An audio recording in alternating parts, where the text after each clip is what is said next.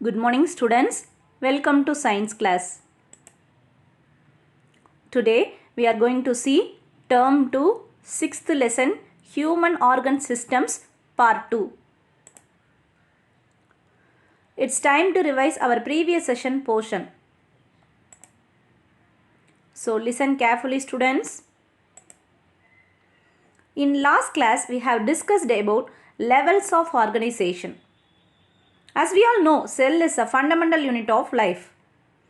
Number of cells join together to form a tissue.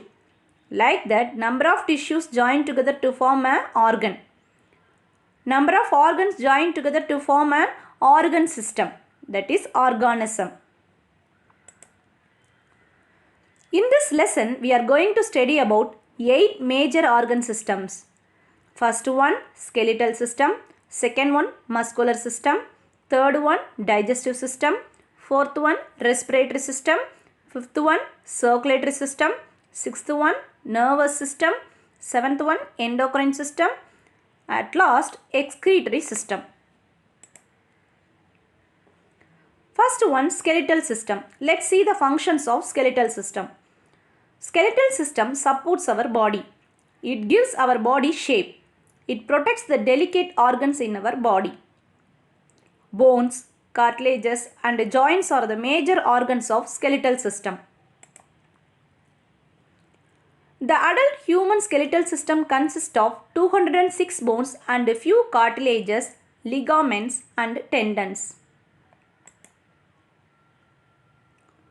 Two major divisions of skeletal system is axial skeleton system and appendicular skeleton system. Axial skeleton forms the upright axis. It consists of skull, vertebral column and rib cage, that is chest. Appendicular skeleton system consists of limbs and girdles. Now we will recollect about axial skeleton parts. First one, skull. The skull is made up of cranial bones and facial bones. It protects the brain and the structures of the face. Once again I repeat, skull is made up of cranial bones and facial bones. The hyoid bone present at the base of the buccal cavity and the auditory ossicles are also included in the skull. What are auditory ossicles? Malleus, incus and stapes are auditory ossicles. Lower jaw bone is the largest and strongest bone in the human face. Once again I repeat, lower jaw bone is the largest and strongest bone in the human face.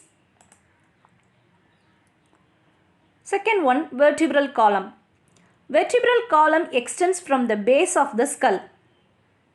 It protects the spinal cord. It is formed by a number of serially arranged small bones called vertebrae. Once again I repeat, vertebral column extends from the base of the skull.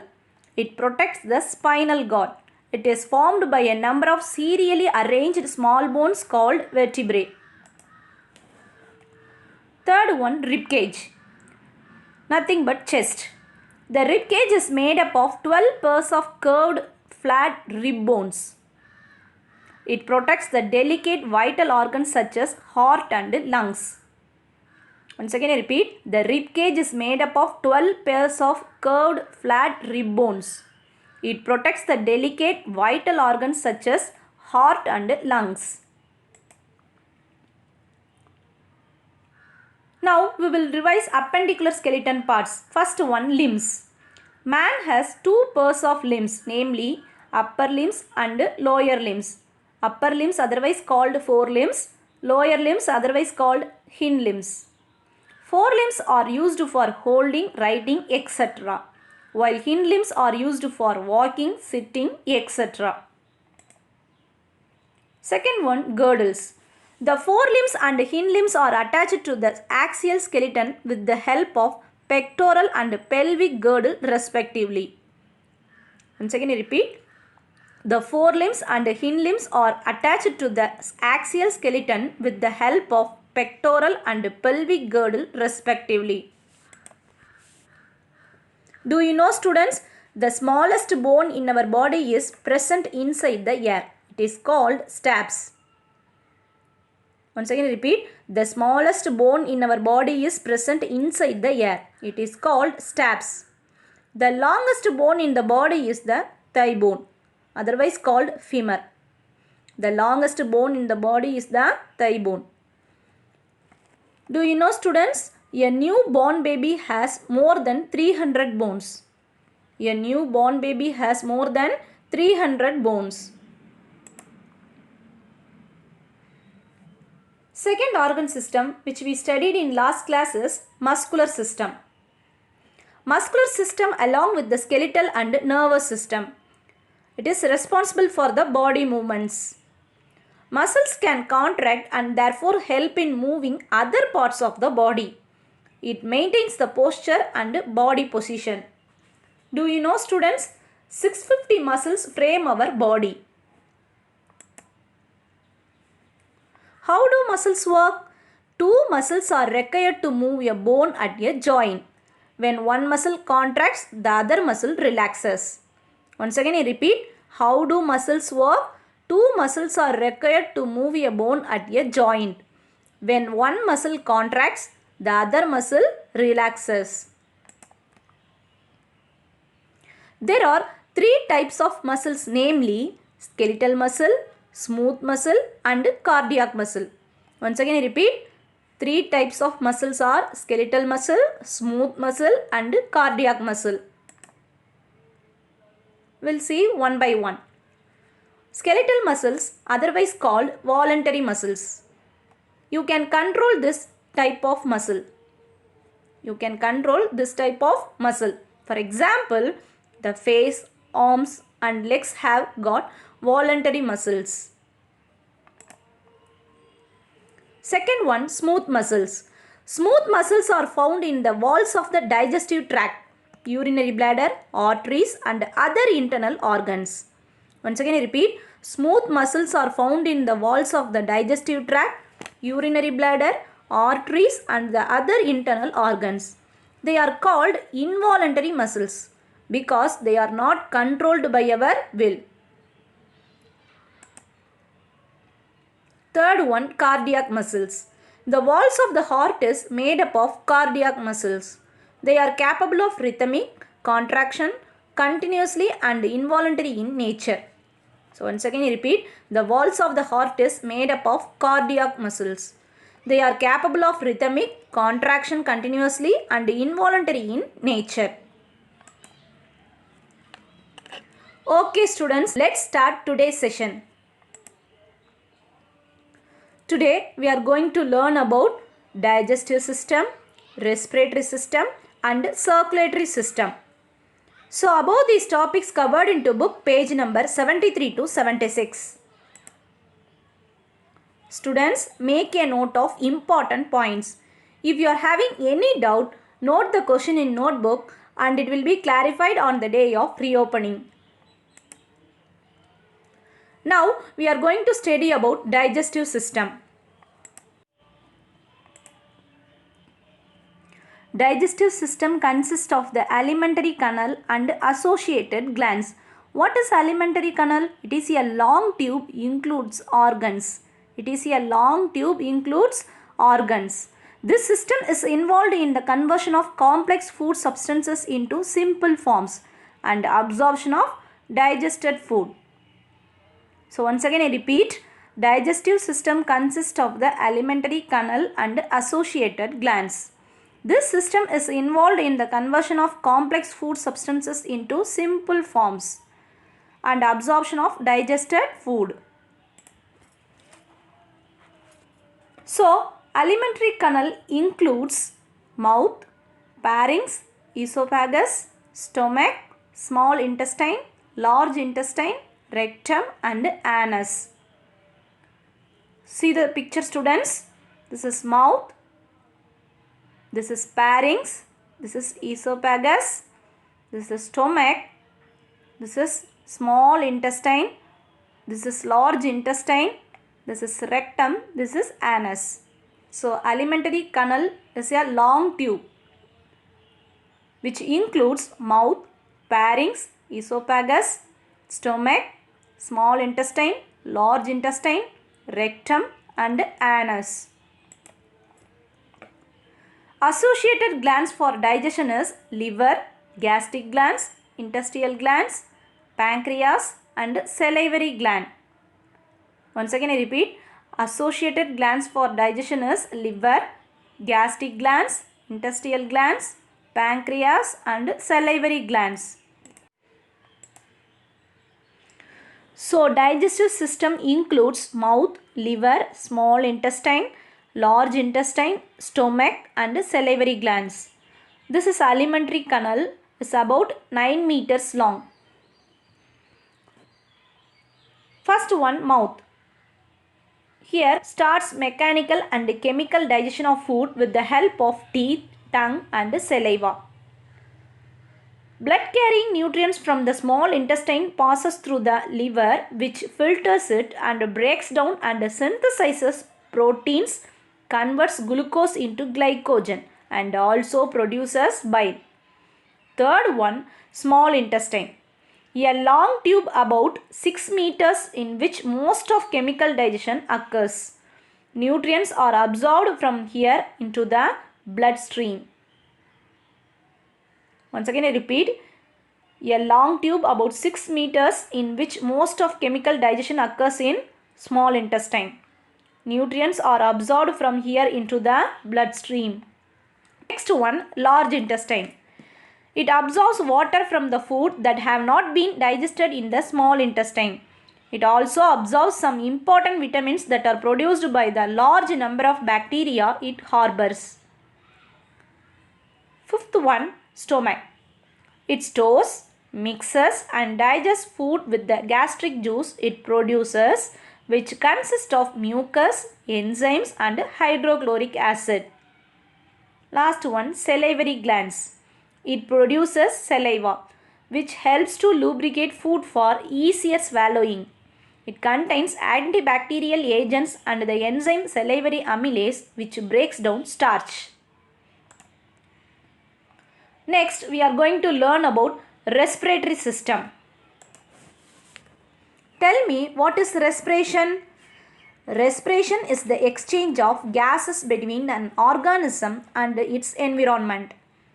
Once again I repeat, respiration is the exchange of gases between an organism and its environment. In humans, the respiratory and circulatory systems cooperate in the transport of gases to the cells. Main parts of respiratory system is mouth and nose. These allows the body to inhale oxygen. Second one, trachea. Third one, bronchi. Fourth one, lungs. See the picture. This is trachea, also called windpipe. This is lungs. This is bronchial tube. Below the liver, this is diaphragm. In the lungs, the tube end in tiny air sacs, which allow gases move through them. The entry of food into the windpipe is prevented by a flap-like structure called epiglottis. Very important question, students. Listen. This is epiglottis. So what is epiglottis? The entry of food into the windpipe is prevented by a flap-like structure called epiglottis. Respiratory system mainly consists of nasal cavities, bronchus, lung and diaphragm. The temperature and humidity of the air we breathe is adjusted in these cavities. The temperature and humidity of the air we breathe is adjusted in the nasal cavity. Second one, bronchus. Bronchus deliver air to the lungs. Third one, lungs, where gas exchange occurs. Fourth one, diaphragm. It is located below lungs, major muscle of respiration. Then, when we inhale, where does the air go? When we inhale, where does the air go? Air enters through nostrils, then passes through nasal cavity and then pharynx, larynx, then trachea and bronchus, bronchiole and alveolus. So once again repeat, when we inhale, where does the air go? Then air enters through nostrils, then passes through nasal cavity and then pharynx, larynx, then trachea, bronchus, bronchiole and alveolus. Now we are going to study about lungs. Lungs are located within the chest cavity. Once again I repeat, lungs are located within the chest cavity.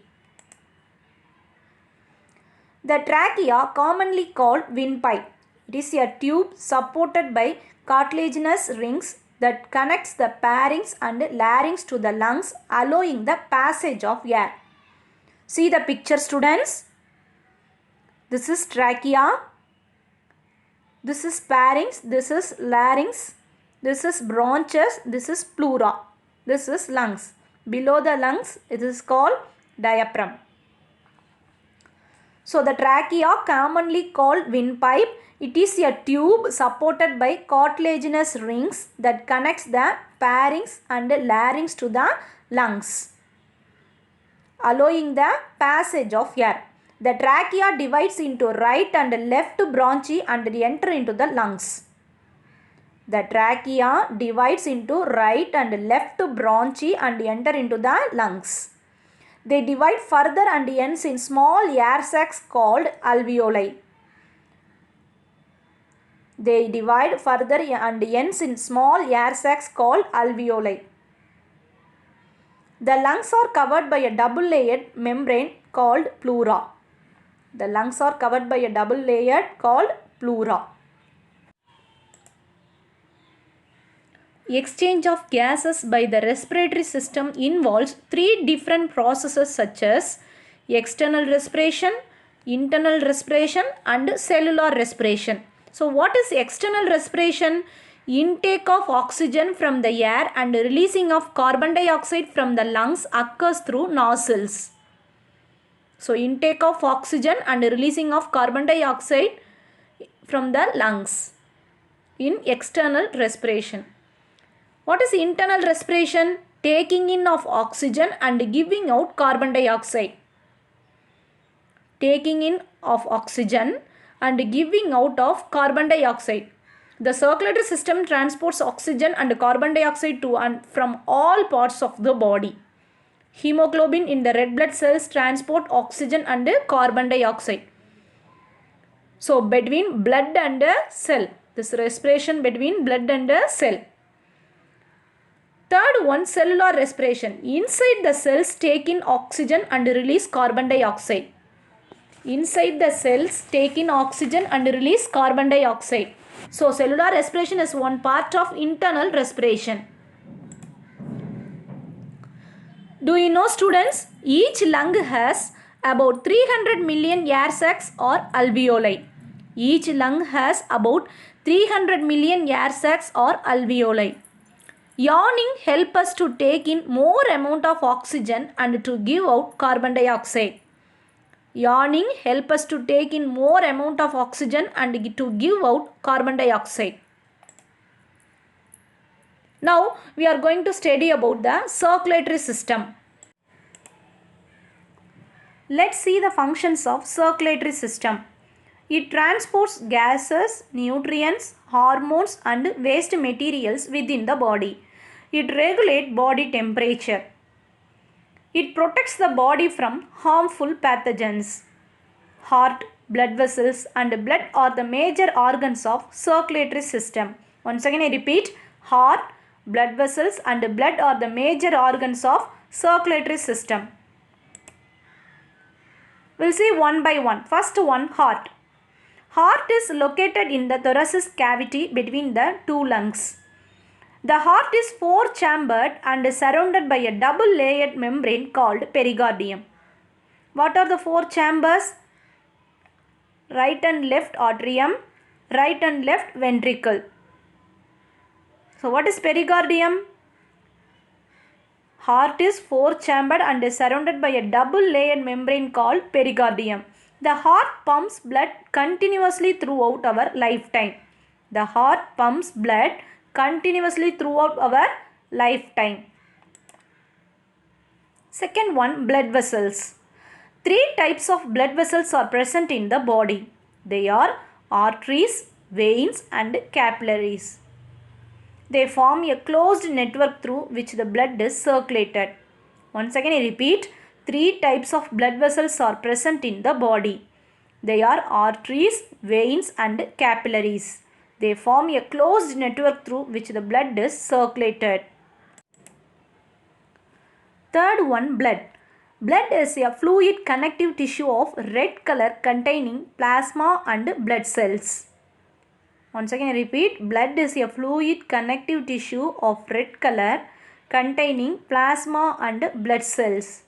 There are three types of blood cells, namely red blood corpuscles, white blood corpuscles and blood platelets. Red blood corpuscles otherwise called RBCs. White blood corpuscles shortly called WBCs. RBCs are produced in the bone marrow. Red blood corpuscles are produced in the bone marrow. See the picture. This is white blood cells. This is red blood cells. The small one is called platelets. See the picture, students. This is circulatory system. This is heart. It pumps blood to the body. Next one, capillaries. They connect the ends of all arteries to veins. They deliver and pick up gases, nutrients and waste products. The above blue one is called pulmonary artery. It carries blood from the right ventricle to the lungs. Below the orange is called pulmonary vein. It carries blood from the lungs to the left atrium. Here, arteries are shown in red color. They carry blood from the heart to all parts of the body. All arteries carry oxygenated red blood. So what is the function of arteries? Arteries shown in red color, they carry blood from the heart to all parts of the body. What is the function of vein? It's shown in the blue color. They carry blood from all parts of the body back to the heart. All veins carry blood that is depleted of oxygen and therefore bluish in color. Can you feel a throbbing movement?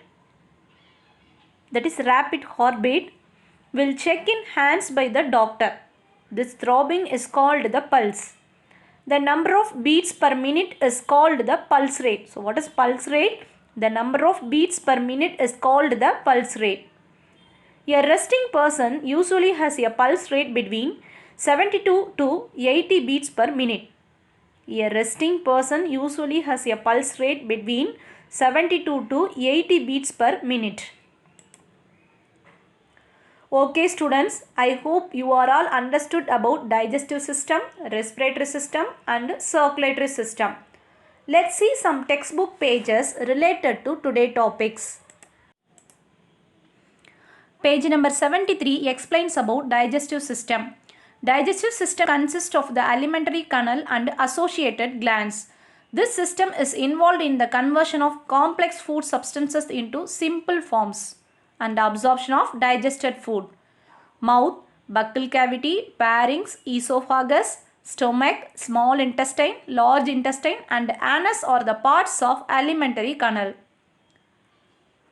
Salivary glands, gastric glands, liver, pancreas and intestinal glands are the associated glands for digestion. The alimentary canal is about 9 meters long. Stomach is a major organ for digestion of food materials. Page number 74 explains about respiratory system. Respiratory system is involved in exchange of respiratory gases and thereby help us to breathe.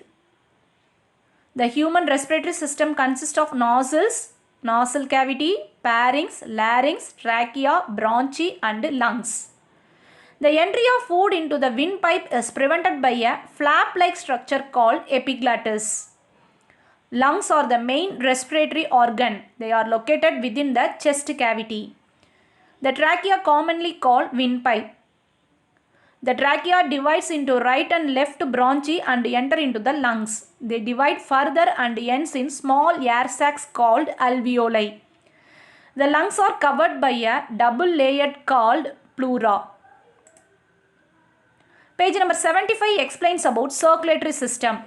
The circulatory system is one of the important systems consisting of heart, blood vessels and blood. It transports respiratory gases, nutrients, hormones and waste materials within the body. It protects the body from harmful pathogens and also regulates the body temperature. First one, heart. Heart is located in the thoracic cavity between the two lungs. The heart is four-chambered and is surrounded by a double-layered membrane called pericardium. The heart pumps blood continuously throughout our lifetime. Second one, blood vessels. There are three types of blood vessels are present in the body. They are arteries, veins and capillaries. Third one, blood. Blood is a fluid connective tissue of red color containing plasma and blood cells. There are three types of blood cells, namely red blood corpuscles, white blood corpuscles and blood platelets. RBCs are produced in the bone marrow. That is, red blood corpuscles are produced in the bone marrow. Page number 76 explains about circulatory system. This pictures explains the function of heart, capillaries, arteries and veins.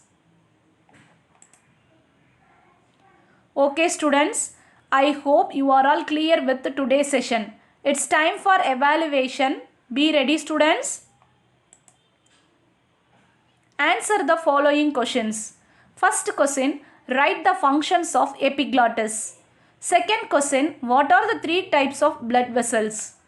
Third question, define the term trachea. Fourth question, write any two functions of digestive system. Fifth question, list the parts of respiratory system.